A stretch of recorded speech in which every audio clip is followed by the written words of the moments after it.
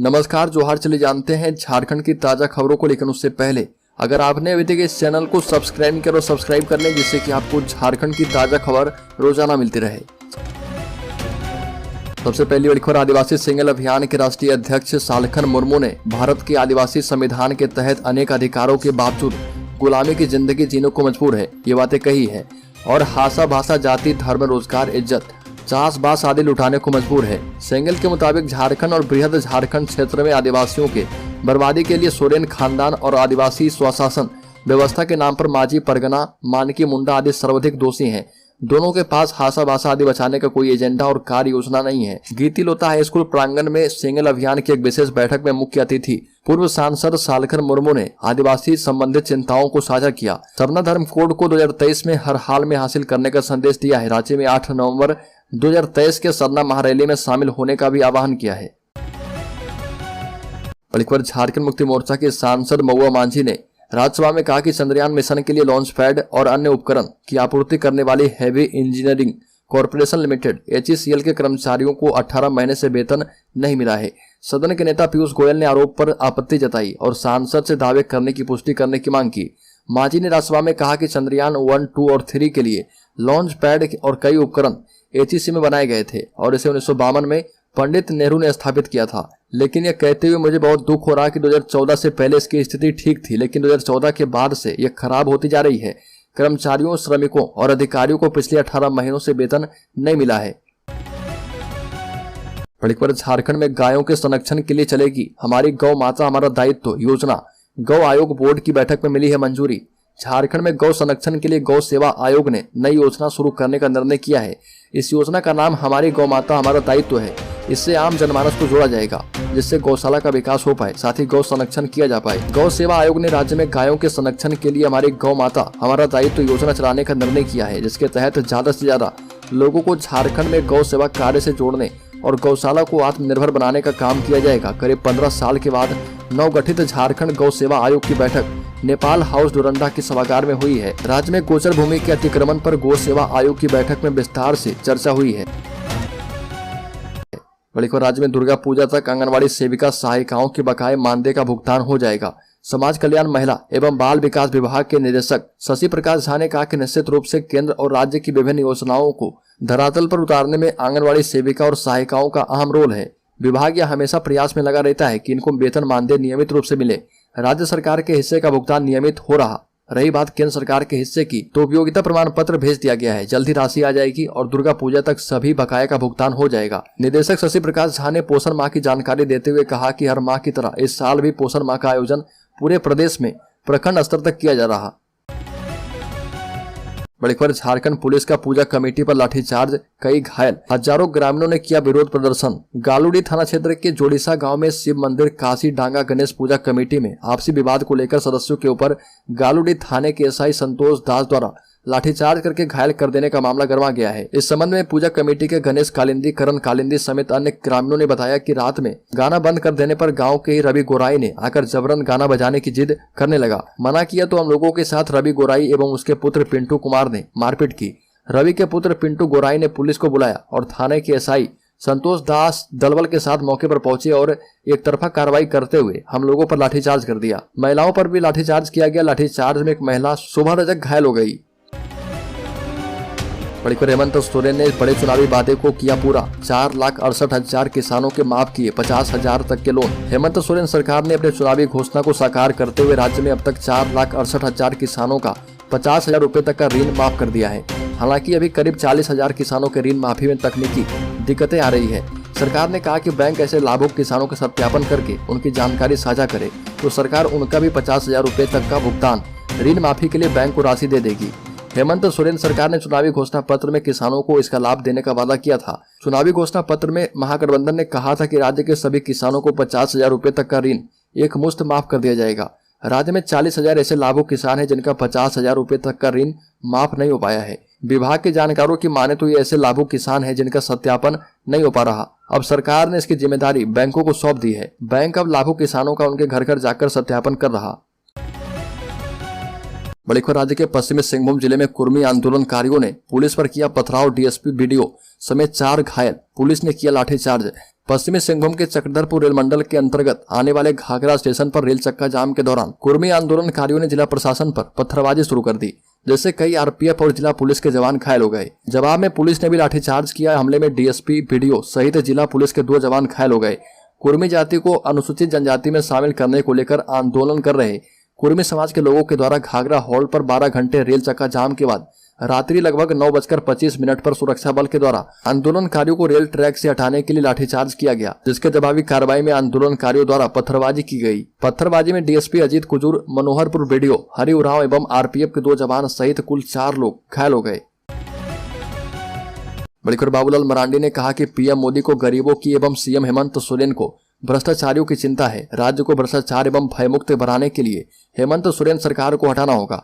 उक्त बातें पूर्व मुख्यमंत्री सह भाजपा प्रदेश अध्यक्ष बाबूलाल मरांडी ने अपनी संकल्प यात्रा के दौरान कोलेबिरा प्रखंड के नावाटोली आम बगीचा में लोगों को संबोधित करते हुए कही और कहा कि जब से राज्य में हेमंत की सरकार बनी है, चारों ओर लूट खसोट एवं भ्रष्टाचार चरम सीमा पर है। कोई कार्य बगैर पैसे दिए नहीं हो रहे। थाना अंचल प्रखंड में बगैर पैसे दिए गरीब जनता का काम नहीं हो रहा, जिससे जनता परेशान है। यह भी कहा कि भ्रष्टाचारी सरकार को उखाड़ फेंकने के लिए आप सभी जनता एकजुट होकर 2024 में भाजपा को समर्थन करके प्रधानमंत्री मोदी के हाथों को मजबूत करें।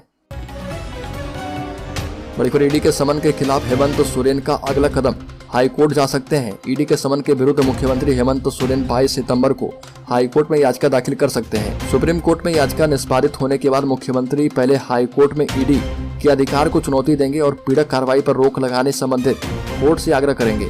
ईडी ने उन्हें चौथा समन कर 23 सितंबर को पूछताछ के लिए बुलाया है, लेकिन उनके ईडी कार्यालय जाने की उम्मीद नहीं के बराबर है। वह ईडी को हाईकोर्ट में दाखिल याचिका की जानकारी देंगे और न्यायालय का आदेश आने तक ईडी को इंतजार करने के लिए कहेंगे।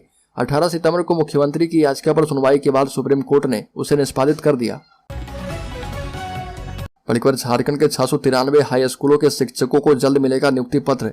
जेएसएससी ने काउंसलिंग की प्रक्रिया पूरी की। झारखंड के हाई स्कूलों में दूसरे चरण में 693 शिक्षकों की नियुक्ति होगी और झारखंड कर्मचारी चयन आयोग के द्वारा भेजी गई अनुशंसा के आधार पर 14 जिलों में नियुक्ति को लेकर काउंसलिंग की प्रक्रिया भी पूरी कर ली गई है। जिन जिलों में काउंसलिंग नहीं हो पाई है वहां प्रक्रिया जल्द पूरी करने को लेकर कहा गया है। जिला स्तर पर प्रक्रिया पूरी होने के बाद नियुक्ति पत्र वितरण की तिथि घोषित की जाएगी।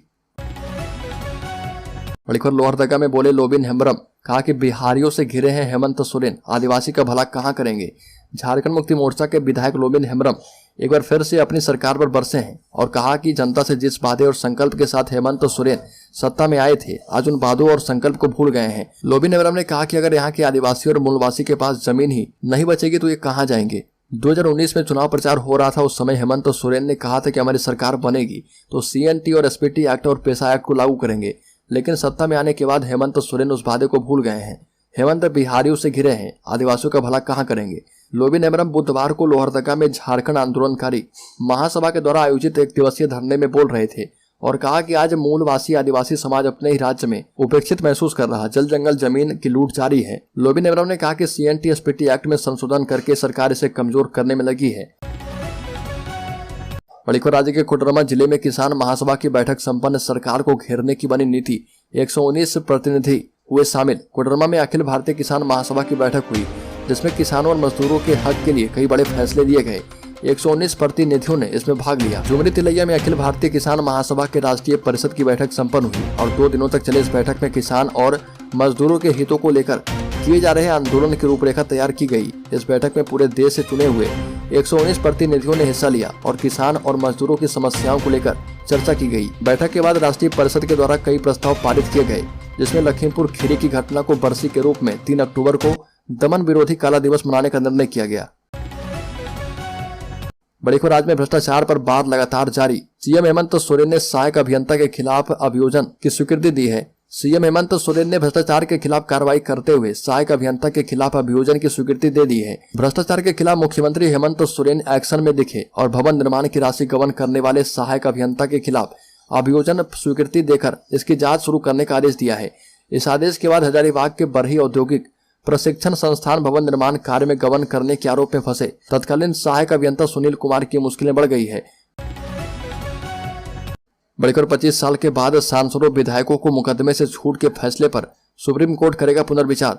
झारखंड मुक्ति मोर्चा रिश्वत कांड के करीब 25 साल बाद सुप्रीम कोर्ट सांसदों और विधायकों को संसद या अन्य राज्य विधानसभाओं में भाषण या वोट देने के बदले में रिश्वत लेने के मामले में मुकदमा चलाने से छूट देने के अपने 1998 के फैसले पर पुनर्विचार करने के लिए सहमत हो गया है। सीजेआई जस्टिस डीवाई चंद्रचूड़ की अगुवावली 5 सदस्यीय संविधान पीठ ने कहा कि वह इस मामले पर नए सिरे से सुनवाई करेगी और इसके लिए 7 सदस्यीय पीठ गठित करेगी। शीर्ष न्यायालय की 5 सदस्यीय पीठ ने पीवी नरसिंहा राव बनाम सीबीआई मामले में 1998 में दिए अपने फैसले में कहा था कि सांसदों को सदन के भीतर कोई भी भाषण एवं वोट देने के लिए आपराधिक मुकदमा चलाने से संविधान में छूट मिली है। राज्य में कुर्मियों का रेल रोको आंदोलन खत्म, 25 को रांची में होगी बैठक। कुर्मी समाज को एसटी का दर्जा देने की मांग पर झारखंड और ओडिशा में 6 जगहों पर चल रहा रेल टेका यानी रेल रोको आंदोलन खत्म हो गया। इस आंदोलन की वजह से काफी संख्या में ट्रेनों को रद्द करना पड़ा, कई ट्रेनों को डाइवर्ट किया गया और कुछ ट्रेनों को शॉर्ट टर्मिनेट करना पड़ा। इस दौरान रेल यात्रियों को काफी परेशानियों का सामना करना पड़ा। आंदोलन को खत्म करने के लिए आंदोलनकारियों के साथ एडीएम लॉ एंड ऑर्डर ने 2 घंटे तक वार्ता की। राज्य के चतरा जिले में लंपी वायरस ने लिया महामारी का रूप, झारखंड में लंपी वायरस का कहर जारी है। दूसरी तरफ पशुपालन विभाग के निदेशक आदित्य रंजन झारखंड में पशुओं के लंपी वायरस से मौत होने की बात को सिरे से खारिज कर रहे हैं, लेकिन चतरा में लगभग 300 पशुओं की लंपी वायरस से मौत होने की आशंका जिला पशुपालन पदाधिकारी ने जताई है। चतरा में लंपी वायरस महामारी का रूप ले चुका है। जिले के विभिन्न इलाकों में 500 से भी अधिक पशु लंपी वायरस की चपेट में आकर जिंदगी और मौत का जंग लड़ रहे। पशुओं में तेजी से फैल रहे लंपी वायरस की रोकथाम को लेकर पशुपालन विभाग गंभीर नहीं दिख रहा, जिसका नतीजा यह हो रहा कि दिन प्रतिदिन वायरस विकराल रूप लेते जा रहा और रोजाना दर्जनों पशु इसके चपेट में आ रहे। राज्य के गिरिडीह जिले में तार की चपेट में आने से 7 मवेशियों की मौत हो गई, जबकि 3 महिलाएं गंभीर रूप से घायल है। घटना गावा प्रखंड अंतर्गत नगवा पंचायत के एक चक गांव की बताई जा रही है। घटना के संबंध में बताया जाता है कि तार महेंद्र यादव और अर्जुन यादव के घर के ऊपर से गया हुआ था। तार काफी जर्जर था और देर रात अचानक बिजली का तार टूटकर गिर गया, जिससे मौके पर ही 7 मवेशी की मौत हो गई। जिसके बाद परिजन घर से बाहर निकलने लगे, तभी बिजली की तार में सड़ गई, जिससे 3 महिला उसी समय गंभीर रूप से घायल हो गई।